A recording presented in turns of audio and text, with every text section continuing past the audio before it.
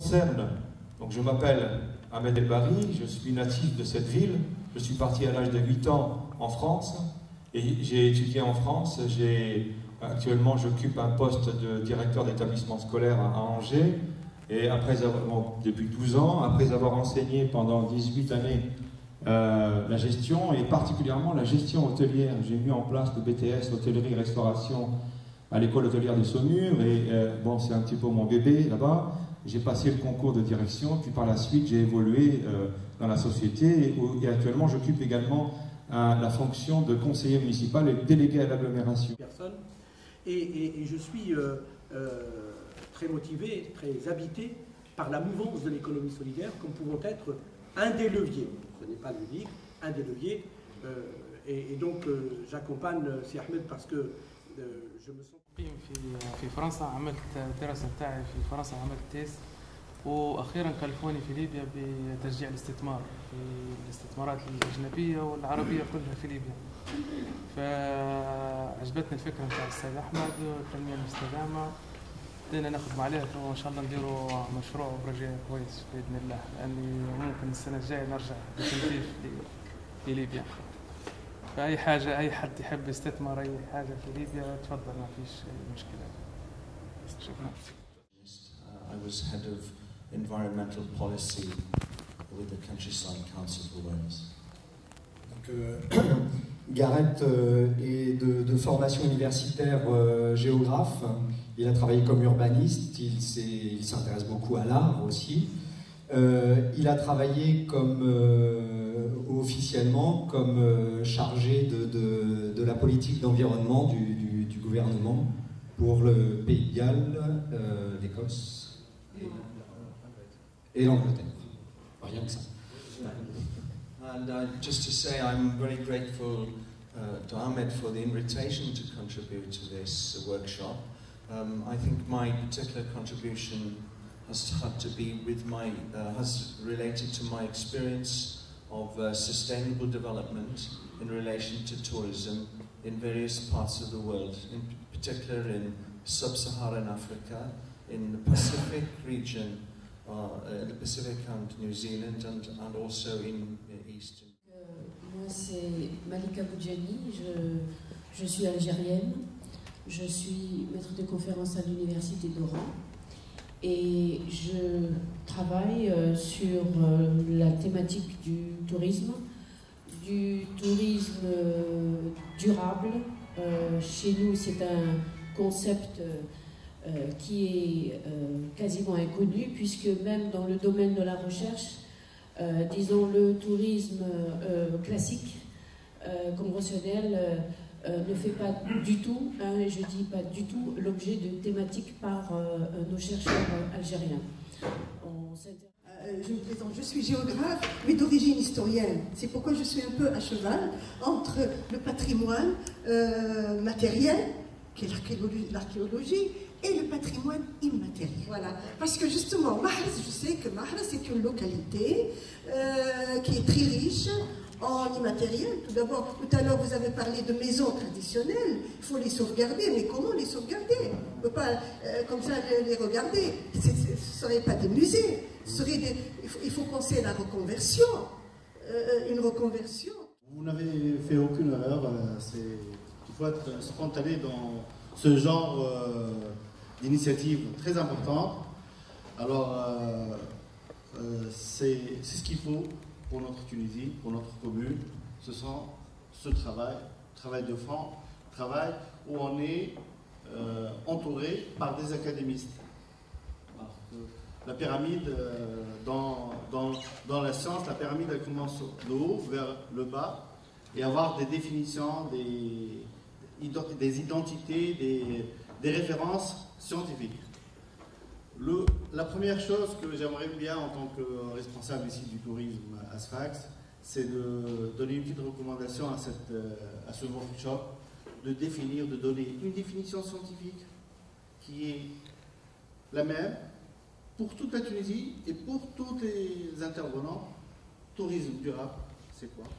Tourisme culturel, c'est quoi? Et tourisme solidaire, c'est quoi? Ça, on est en train de, à chaque secteur, à chaque intervention, On a des définitions. Et comment on va? Et je joins mon idée à Madame Asma, c'est le matériel et l'immatériel.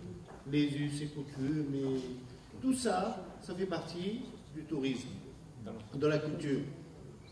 Et Mahles, c'est un pôle touristique, culturel, et tout point, dans mon principe, et comment on voit les choses, tout point a une histoire. L'histoire peut être liée à un tourisme spécifique.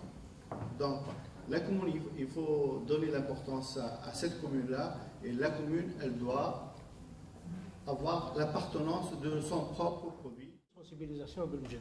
اما كي تقعد دو نيفو ريستران هيك دي جون هذوما ديجا احنا معناها نعرفوا المشاكل هذه بليز او موان مش واحد. اما هذا العيب الوحيد اللي نراه في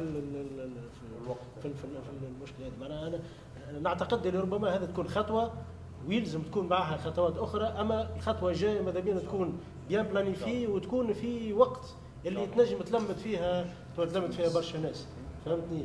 ونرجع لقضيه الماجل.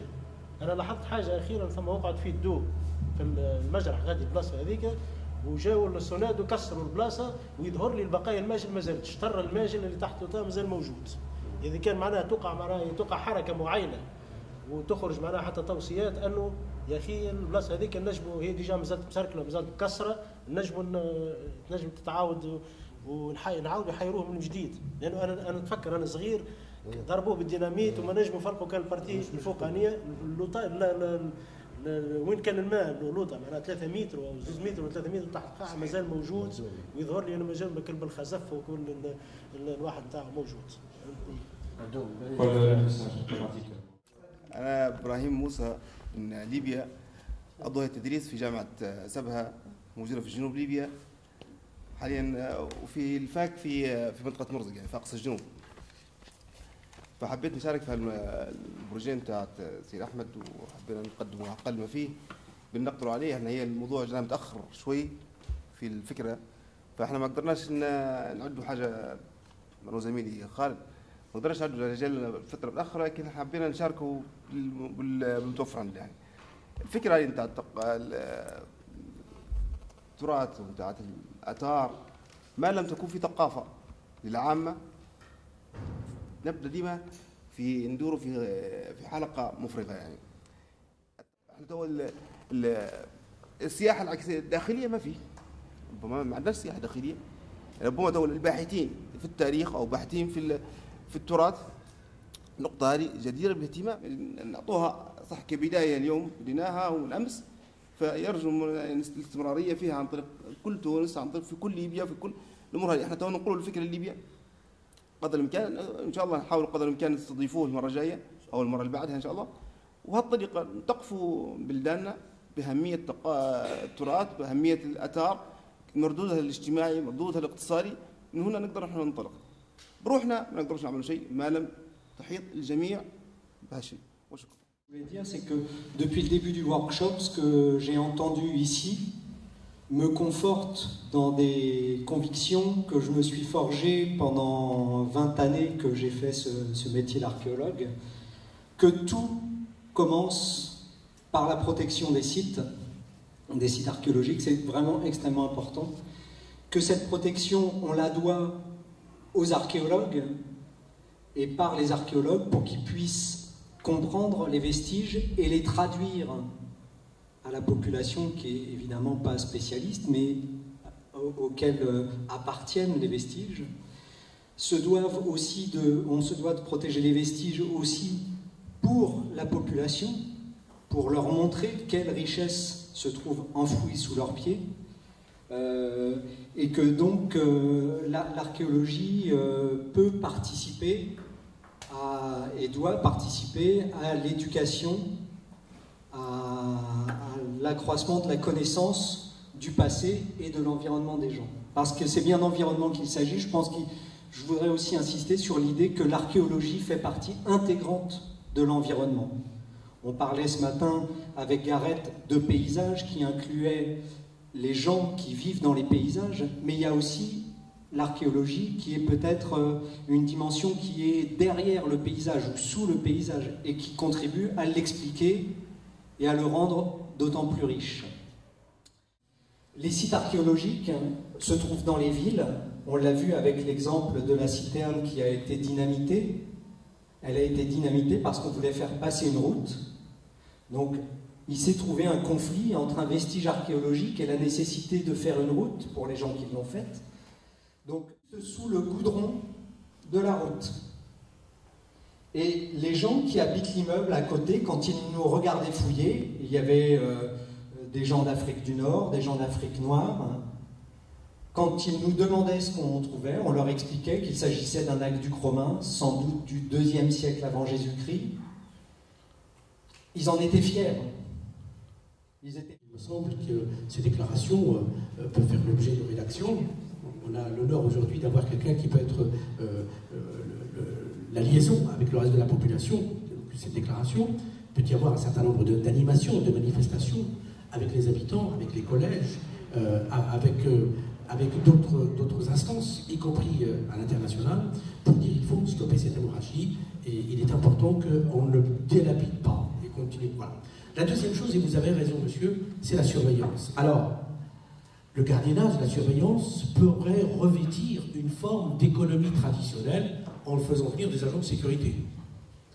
On pourrait aussi imaginer des surveillances coûteuses avec des caméras, des sites, etc. Vous m'excuserez, je suis plutôt partisan de l'économie solidaire, c'est-à-dire une économie qui revient aux habitants, qui nécessite une compétence technique au moins aussi exigeante qu'une entreprise traditionnelle, mais pour laquelle l'essentiel, la construction, et je présenterai dans un modèle qui n'est qu'un exemple, et en aucun cas un modèle à prendre en l'état, ce n'est qu'un exemple, de l'économie solidaire. Si je vous parle de l'économie solidaire, الآن في إطار أن نشوفوا أفكار جديدة، تجارب جديدة، باش نفكروا فعليا وبجدية في إطار تشريعي وإطار قانوني يعطي الإمكانية للاقتصاد الثالث، الاقتصاد الاجتماعي، للجمعيات، للتعاونيات، للمبادرات باش تشتغل في كل القطاعات. لو تمشي أنت كجمعية تحب تشتغل في القطاع السياحي تقول لك ايش دخلك؟ منين ليك؟ شكون أعطاك الحق؟ السياحة للسياحة والزيتون لديوان الزيت وانت وين داخل. عندنا آلاف الهكتارات من الأراضي الدولية ضايعة. لو نسلموها التعاونيات والمبادرات واحد يمكن نحلوا بها مشاكل كبيرة، ثم يعني مشاكل كبيرة قادرين نحلوها. لكن المشكلة في ثم انغلاق فكري، انغلاق ثقافي، انغلاق قانوني، والدولة أول المنغلقين. اي لا الاحتكار، حتى الدولة تحتكرها كاكا، امشي للوزارات وتلقى دي سونتين دي جيستيونير كنفوريها. احنا في كتابة الدولة الهجرة اللي نفكروا فيه يعني وكل ما هوش سر اللي فكروا فيه ان الدياسبورا التونسية في الخارج مش تساهم بالتحويلات، لا تساهم بالفكر. مشكلتنا في تونس راس مال فكري، الفلوس موجودة، الفلوس في المخادن مخبية. مشكلتنا في الفكر، مشكلتنا في التجارب اللي موجوده وناجحه اننا ننقلوها ونعملوا لها ادابتاسيون، مش نقل واحد لواحد، نعملوا لها ادابتاسيون. لكن في البروسيسيس هذايا نحتاجوا الورشات كيما هكا حتى 10 من الناس مش مشكل. فهمني؟ ومش ضروري يكون خدمه بالاعلام وخدمه كذا، لا الخدمه الصامته والخدمه الهاديه والخدمه تاع واحده هي اللي توصل. لكن يلزم ننطلقوا من اعتراف كون اذا حاجه مش موجوده قولوا مش موجوده. ما نبدوش نبحثوا على التغطيه ونبحثوا على كذا. يا خويا ما ثمش يعني ما نجمش نعمل فونداسيون في تونس. فونداسيون بالمعنى باش نحمي مثلا اثار يونغر ونحب نعمل لها فونداسيون قويه ونجمع لها المال تو نلقى 500,000 مشكل. فموازاة للجهد هذايا يلزمنا جهد ورشات اخرى قانونيه. شنو الاطار القانوني للخدمه هذه؟ ثم ان التجارب نتاع العمل الاجتماعي في برشا دول حتى في افريقيا ثم تجارب قديمه شويه يعني تراثيه ولكنها جيده جدا وممكن اسهل. هالتجارب هذه كل يلزمنا نجيبوها ونشوفوها وناخذ وقتنا، ما نستعجلوش.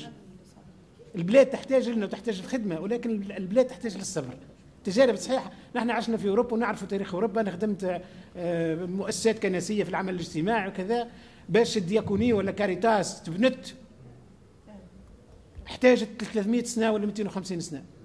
فنحن ما نحسبوهاش في 9 شهور و10 شهور باش نعملوا حاجه، باش نبدو خطوه خطوه ولكن في الطريق الصحيح. وانا نعتقد، وانا بصراحه مش مجامله للخيان هون وكذا، هذه الخطوه الصحيحه لازم نصبروا عليها ونتعاونوا عليها وما يخرج حد من الصف.